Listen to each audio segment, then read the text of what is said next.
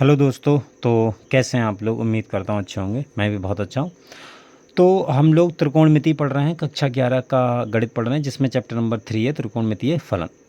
उसमें हम लोगों ने देखो पिछली क्लास में मैंने आपको फार्मूलों का यूज़ करना बताया था कि किस प्रकार से फार्मूलों का यूज़ करते हैं सवालों में। ठीक है, एक दो सवाल भी करवाए थे। आज देखो एक बहुत इम्पोर्टेंट उसी का है, बहुत इम्पोर्टेंट सवाल है ये अक्सर तुम्हारे एग्ज़ाम में पूछ लिया जाता है। ये सवाल बोल रहा है कि सिद्ध करो 2 cos थीटा बराबर ये वाली चीज़। ठीक है, अब आपको ये सवाल अभी थोड़ा सा डरावना लग रहा होगा, लेकिन बहुत ईजी है। देखो एक ही चीज़ ध्यान रखनी है इसमें, क्या चीज़ ध्यान रखनी है वो मैं बताऊंगा कि किस प्रकार से फार्मूले का यूज़ करके क्वेश्चन को कितना सरल बनाया जा सकता है। वही चीज़ आज हम लोग सीखेंगे। ठीक है, चलिए फिर शुरू करते हैं। इसको शुरू करें, चलिए। देखो इसमें करना क्या है, करना इसमें ये है, जैसे हमें पता है कि कॉस 2 थीटा, यहाँ पर कॉस कॉस वाला फार्मूला यूज़ करना है। ठीक है, क्योंकि हमें कॉस में सिद्ध करना है।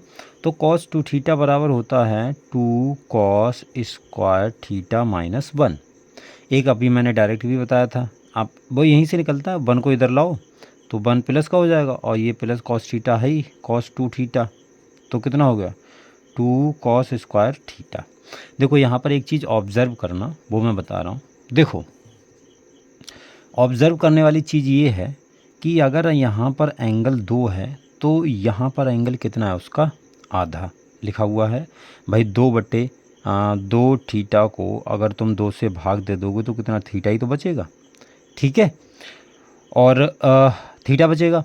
तो ये 2 है और ये 1 है, यानी इसका दुगना यहाँ पर लिखा हुआ है, या आप ऐसे बोल दो कि इसका आधा यहाँ पर लिखा हुआ है। अगर मैं सेम चीज़ देखो, अगर मैं लिखूँ कि 1 प्लस कॉस थोड़ी देर के लिए 4 थीटा, तो इसका आधा कितना होगा, आधा मतलब 2 से भाग दे दो तो सेम बाकी चीज़ें वही रहेंगी, 2 cos² और इसका आधा 2 थीटा। ये बात समझ में आई? ध्यान से समझना, इसका आधा लिखा हुआ है ये, या इसका दुगना ये। ठीक है, या आप इस सेम टू सेम मैंने वही कॉन्सेप्ट यहाँ पर अप्लाई किया कि ये 4 है तो ये कितना होगा 2, उसका आधा।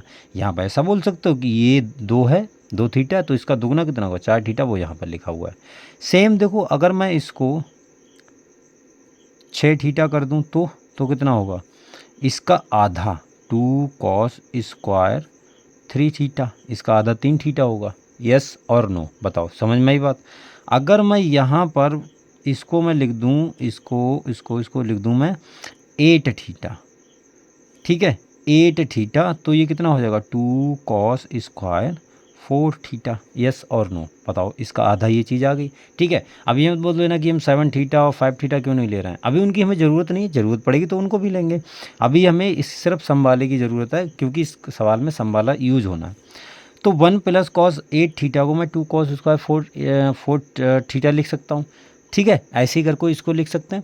ठीक, यही चीज़ आप दिमाग में रखना। अब ये वाली चीज़ उठाओ, देखो इससे ये चीज़ सिद्ध करना तो बहुत मुश्किल है, लेकिन इससे ये चीज़ सिद्ध करना बहुत सरल है। देखो इसको उठाओ, RHS उठाओ, दायां पक्ष, हिंदी में से दायां पक्ष बोलते हैं शायद। ठीक है, तो आप देख लेना हिंदी में क्या बोलते हैं।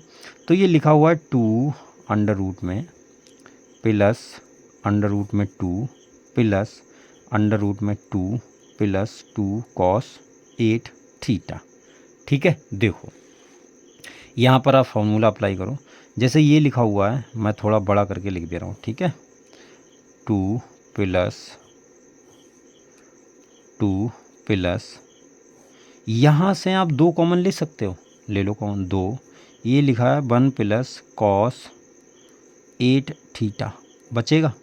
अब देखो 1 प्लस 8 थीटा को मैं क्या लिख सकता हूँ, 2 cos² 4 थीटा लिख सकता हूँ, बिल्कुल लिख सकता हूँ। डायरेक्ट लिखो, डायरेक्ट आप याद कर लो इसको चाहें तो। 2 plus under root 2 plus under root, ये रूट पूरा है। ठीक है, 2 गुणा, इसकी जगह पे मैं लिख सकता हूँ ये वाली चीज़ लिख दो, तो 2 cos² 4 थीटा। यस और नो, बताओ समझ में आई बात? देखो यहाँ पर देखो क्या चीज़ सरल है, बस एक ही चीज़ आपको ध्यान रखनी है। ये हो गया 2 प्लस अंडर रूट 2 प्लस ये कितना हो गया, 2 दूनी 4, तो अंडर रूट में 4 cos² 4 थीटा।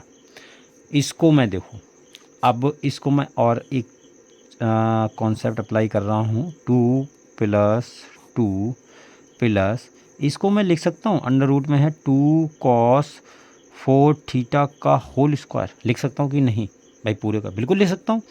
2 का स्क्वायर 4 और कॉस स्क्वायर वही चीज़ आ जाएगी, कॉस स्क्वायर 4 थीटा। लेकिन ये फ़ायदा ये हुआ कि ये स्क्वायर है, ये वाला रूट हट जाएगा, ये वाला देखो मैं इसको अंडरलाइन कर रहा हूँ, ये वाला रूट हट जाएगा। स्क्वायर से आपने पढ़ा होगा कि अंडर रूट अगर ए स्क्वायर होता है तो उसका मान होता है ए, ठीक है? तो ये वाली चीज़ हट जाएगी। ये वाली चीज़ हटते ही बचेगा क्या तुम्हारे पास में? 2 प्लस में 2 और ये बचेगा 2 कॉस 4 थीटा, ठीक है? अब देखो चमक आएगी आपकी आँखों में, कैसे करके देखो, ये लिखा हुआ है 2 प्लस, यहाँ से मैं इन दोनों में से फिर से 2 कॉमन ले लो आप, तो 1 प्लस कॉस 4 थीटा। अब 1 प्लस कॉस 4 थीटा की जगह पे कितना लिख सकते हैं? 1 प्लस कॉस 4 थीटा की जगह पे हम लिख सकते हैं 2 कॉस स्क्वायर 2 थीटा, बिल्कुल लिख सकते हैं कि नहीं? बस एंगल आधा कर दो, फार्मूला वही अप्लाई करना है, ठीक है? तो ये चीज़ आ गई। 2 प्लस इसकी जगह पे मैं लिख सकता हूँ 2 इंटू इसकी जगह पे 2 कॉस स्क्वायर 2 थीटा, इसका आधा यहाँ पर लिखना है, ठीक है? इसको मैं इधर देखो लिख रहा हूँ। अब देखो ये लिखा हुआ है 2 प्लस अंडर रूट, ये हो गया 4 कॉस स्क्वायर 2 थीटा, यस और नो बताओ? तो ये वाली चीज़ फिर से वही, इसको मैं लिख सकता हूँ 2 कॉस 2 थीटा का होल स्क्वायर, इस स्क्वायर से ये रूट हट जाएगा तो बचेगा क्या? देखो 2 प्लस ये बचेगा 2 कॉस 2 थीटा, यहाँ से फिर से 2 कॉमन ले लो, 2 कॉमन लोगे तो 1 प्लस कॉस 2 थीटा, और कॉस 2 थीटा बराबर तो हमें पता ही है क्या होता है? क्या होता है? 2 कॉस, यानी ये 2 तो पहले ही से, और 2 कॉस स्क्वायर थीटा, ठीक है? तो इसको मैं लिख सकता हूँ 2 दूनी 4, इसको मैं ऐसे लिख सकता हूँ 2 कॉस थीटा का होल स्क्वायर, यस और नो?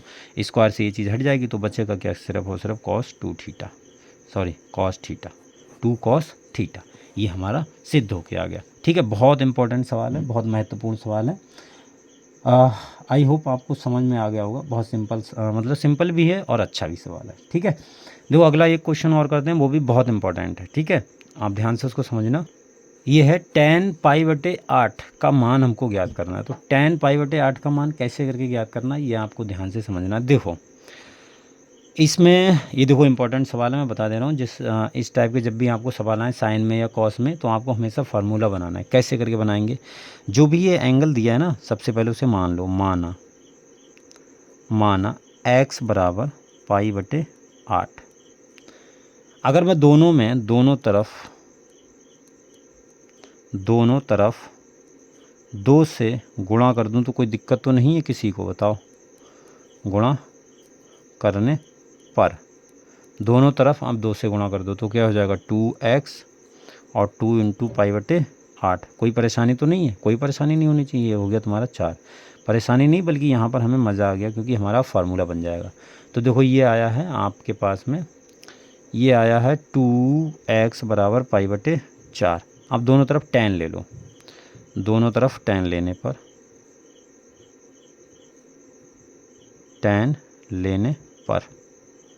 दोनों तरफ tan ले लिया, तो दोनों तरफ अगर tan लेंगे तो देखो क्या होगा? tan 2x बराबर tan π/4, ठीक है? ये हो गया। अब tan 2a का फार्मूला लगा दो। a की जगह पे क्या x है बस, तो बस फार्मूला लगा दो। क्या होता है? 2 tan a यानी 2 tan x बटे 1 माइनस tan स्क्वायर a यानी tan स्क्वायर x बराबर tan π/4 यानी 45, tan 45 का मान 1, ठीक है? यहाँ पर देखो ये हो गया 2 tan x, इधर आप इसका मल्टीप्लाई कर दो, क्रॉस मल्टी, इसके नीचे कुछ नहीं तो 1 लिख लो, इसका इधर इसका इधर, तो बराबर 1 माइनस tan स्क्वायर x, ठीक है? तो देखो ये क्या बनेगा? 2 tan x, इसको इधर ले आओ तो प्लस का tan स्क्वायर हो जाएगा, tan स्क्वायर x, और इसको ये -1 बराबर 0, 1 को भी इधर ले आओ तो -1। इसको सही से लिखेंगे तो ये हो जाएगा tan square x plus 2 tan x minus 1 बराबर 0, ठीक है? यहाँ पर देखो क्या बन गया ये। अब एक चीज़ समझो आप, यहाँ पर ये तुम्हारी क्वाड्रेटिक इक्वेशन बन गई है, यानी द्विघात समीकरण बन गई है। तो यहाँ पर आप tan x का फार्मूला, मतलब अगर tan x को थोड़ी देर के लिए मान लो, माना tan x बराबर m। तो देखो किस प्रकार से ये दिखेगी, तो ये हो जाएगा m स्क्वायर प्लस का 2m माइनस 1 बराबर 0। ठीक है, अब ये द्विघात समीकरण बन गई, इसको आप हल कर सकते हो, बड़े आराम से कर सकते हो। श्री धराचार्य सूत्र लगा दो। ठीक है, धराचार्य सूत्र से, ठीक है, श्री लगा दो। श्री, भाई बड़े गणितज्ञ हैं तो श्री लगाना ज़रूरी है। तो ये m बराबर क्या हो जाता है, देखो ये होता है मैं पहले फार्मूला लिख देता हूँ, minus B plus minus under root B square minus 4ac upon 2a। ठीक है, ये फार्मूला होता है, यही यूज़ करेंगे यहाँ पर हम। तो देखो m बराबर माइनस बी का मान कितना है 2, तो माइनस का 2 plus minus under root B square यानी 4 माइनस 4ac, ए का मान 1, सी का मान माइनस 1। ठीक है, तो ये आ गया तुम्हारा 2 इंटू 1, ए का मान कितना है 1। क्लियर, देखो -2 प्लस माइनस अंडर रूट 4, ये हो गया प्लस का 4, 4 एकम 4, माइनस माइनस माइनस क्या हो जाएगा प्लस, नीचे कितना आएगा 2, इधर इसको लिखो तो ये आ गया माइनस का 2 plus minus under root 8 upon 2। इसको सही से लिखो आप, तो -2 प्लस माइनस अंडर रूट 8 को मैं लिख सकता हूँ 2√2 लिख सकता हूँ, बिल्कुल नहीं, बिल्कुल लिख सकता हूँ। अब ये मत पूछना कैसे करके लिख दिया, ये नहीं आता तो बड़ी दिक्कत वाली बात है। इन दोनों में से 2 कॉमन ले लो, तो 2 कॉमन लेंगे तो यहाँ से -1 प्लस माइनस अंडर रूट 2 बटे 2, 2 से 2 कैंसिल आउट हो गया। तो फाइनली देखो जो m बराबर आया है, जो m बराबर आया वो तुम्हारे पास में आया है m बराबर -1 प्लस माइनस अंडर रूट 2।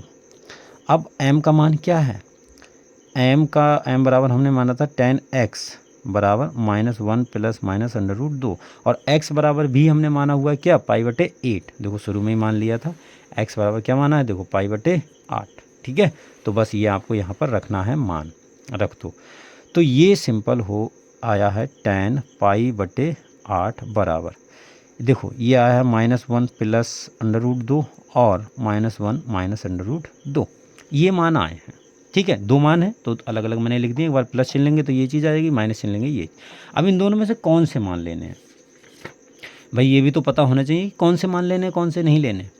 तो देखो अगर हम बात करें तो अंडर रूट टू की बात, देखो ये लिखा हुआ है -1 माइनस अंडर रूट 2। अगर हम पॉइंट में लिखेंगे, कार्तीय तल में ऐसे करके लिखेंगे, देखो -1 माइनस रूट 2 ये कौन से में होता है, ये कौन से चतुर्थांश में है तुम्हारा। अगर हम चतुर्थांश की बात करें, ध्यान से समझना, देखो इसको पॉइंट के रूप में लिख रहे हैं, तो ये देखो माइनस माइनस ये तीसरे में पहुंच जाएगा, तीसरे चतुर्थांश में। और अगर मैं इसकी बात करूँगा -1√2, ये कौन से चतुर्थांश में पहुंच जाएगा तुम्हारा, ठीक है, ये कौन से चतुर्थांश में पहुंच जाएगा, ये तुम्हारा पहुंच जाएगा ये पहुंच जाएगा तुम्हारा नहीं, माइनस माइनस वाला कौन से में, हाँ माइनस वाला ये तीसरे में है, और ये कौन से में है तुम्हारा, ये तुम्हारा है माइनस, देखो 1, और ये दूसरे में है, तो ये हो गया तुम्हारा -1, ये तुम्हारा दूसरे में पहुंच जाएगा। ठीक है, ये दूसरे में है।